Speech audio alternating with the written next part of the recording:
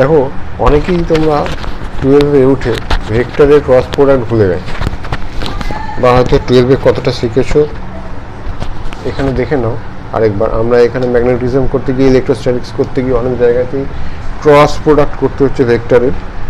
যেমন ধরো কোনো ওয়্যার, তার উপরে ম্যাগনেটিক ফোর্স কত হয়, ওয়্যারের কারেন্ট ইন্টু ওয়্যারের length vector cross magnetic field B vector. এখান দিয়ে আমাদের ক্রস প্রোডাক্ট করে আমাদেরকে ফোর্স যেটা আর কি ওয়্যারটার উপরে লাগছে সেটা আমাদেরকে বুঝতে হয়।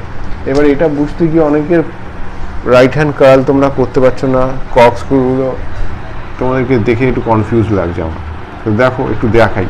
মনে করো বোর্ডের ওপরে এরকম একটা ওয়্যার আছে যাতে এইরকমভাবে কারেন্ট যাচ্ছে, ঠিক আছে, এইভাবে কারেন্ট যাচ্ছে। তাহলে এই যে কারেন্টটা যাচ্ছে না, সেটাকে আমরা আই দিয়ে দেখাচ্ছি। আর ওয়্যারের লেন্থ মনে করো সাপোজ এ, এটা ওয়্যারের লেন্থ এ। তো এবার যেদিকে কারেন্ট যায় না, এই আই এল এর ডিরেকশনটা সেদিকেই হয়। তার মানে এখানে আই এর ডিরেকশন কোন দিকে, এরকম উপরের দিকে, তার মানে আই এটা উপরের দিকে। এবারে ম্যাগনেটিক ফিল্ড মনে করো এই ওয়্যারটার সাথে পারপেন্ডিকুলার আছে। ম্যাগনেটিক ফিল্ড মনে করো এরকম হরিজন্টাল আঁকছে, আমি এরকম আছে ম্যাগনেটিক ফিল্ড, ঠিক আছে। তারপরে ম্যাগনেটিক ফিল্ড কিরম আছে, এরম আছে। আর current carrying ওয়্যারের current into L vector কিরম আছে, এরম আছে। ক্লিয়ার? এবারে ভেক্টরের নিয়মটা হচ্ছে যেটা আগে আছে, মানে আই এল মানে আই এ ভেক্টর যেটা আগে আছে, সেটা থেকে যেটা পরে আছে তার দিকে আমার রাইট হ্যান্ডের এই চারটে আঙুলকে কার্ল করব, মানে এরকম ঘোরাবো সেটা। তাহলে এইটা থেকে এর দিকে ঘোরাবো, তাহলে এরম ঘোরাতে হবে নিশ্চয়ই। আর কোনোভাবে ঘোরানো যাবে? এরম ঘোরাতে হবে। ঘোরালে আমার থামটা যেদিকে হচ্ছে, দেখো কোন দিকে হচ্ছে, এরম যদি ঘোরাই তাহলে আমার থাম বোর্ডের দিকে ভিতরে ঢুকে যাচ্ছে। তার মানে আমার থাম হবে বোর্ডের ভিতরের দিকে। এটাই হচ্ছে এই ক্রস প্রোডাক্টের ডিরেকশন বোঝার সব থেকে সহজ উপায়। ডান হাতেই করতে হবে, এটাকে রাইট হ্যান্ড থাম রুল বলা হয়।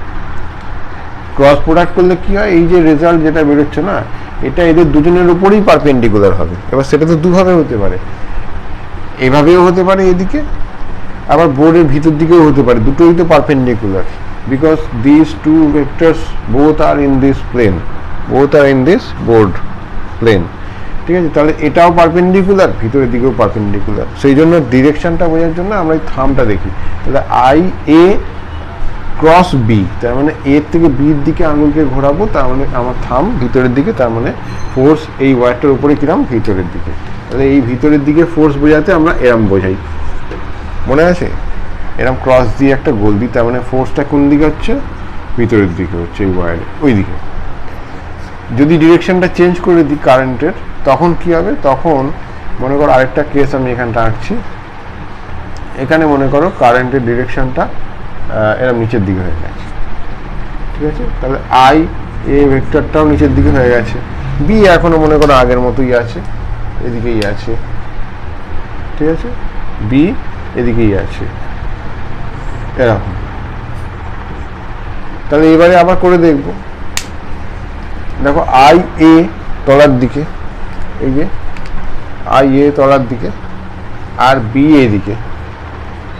তাহলে আবার সেই যেটা আগে আছে আই এল মানে আই এ আগে আছে, তাহলে আই এ থেকে বি এর দিকে আমাকে আঙুল কার্ল করতে হবে। তাহলে নিশ্চয়ই এরম কার্ল করতে হবে, এরম ডান হাতের আঙুল চারটে এরম কার্ল করতে হবে। করলে আমার থাম দেখো বোর্ড বরাবর এবার বাইরের দিকে হচ্ছে। তাহলে এই ক্ষেত্রে ফোর্সটা কি হবে, এই ওয়্যারের উপর এরম বাইরের দিকে হবে। সেটাকে আমরা কি করে দেখিয়েছি, আমরা এরকম একটা ডট দিয়ে এরকম করে দেখিয়েছি ফোর্সটা, ঠিক আছে। এই তো হচ্ছে কার্ল সিস্টেম, এই তো হচ্ছে জিনিস, ঠিক আছে। এবার যদি মনে করো এই বি ম্যাগনেটিক ফিল্ডটা বোর্ড বরাবর ভিতর দিকে আছে, বি ম্যাগনেটিক ফিল্ড মনে করো বোর্ড বরাবর ভিতর দিকে আছে, যেটা আগের দিন টর্ক পড়ার সময় আমরা করছিলাম, ঠিক আছে। বি ম্যাগনেটিক ফিল্ড মনে করো ভিতর দিকে আছে, তখন কিরম দেখতে হবে একটু দেখি। তাহলে বি ম্যাগনেটিক ফিল্ডটাকে আমরা এরম আঁকছি,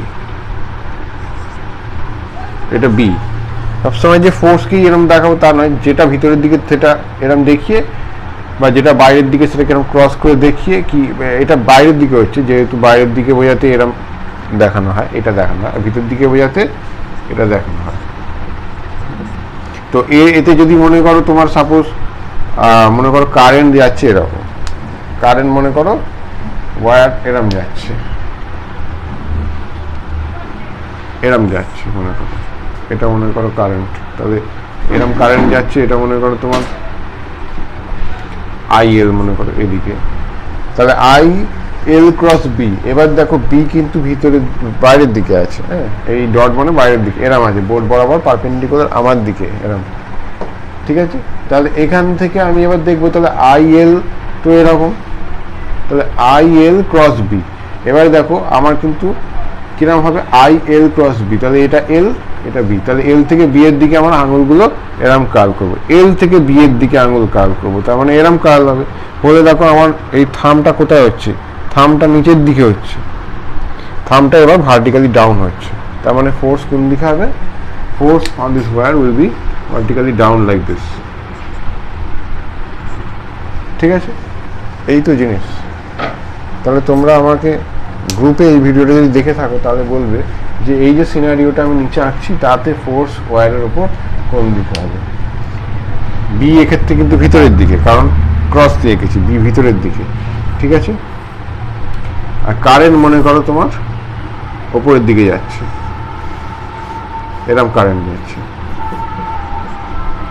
তাহলে এই ওয়্যারের ওপর ফোর্স কোন দিকে হবে এটা আমাকে গ্রুপে জানাবে তোমরা করে।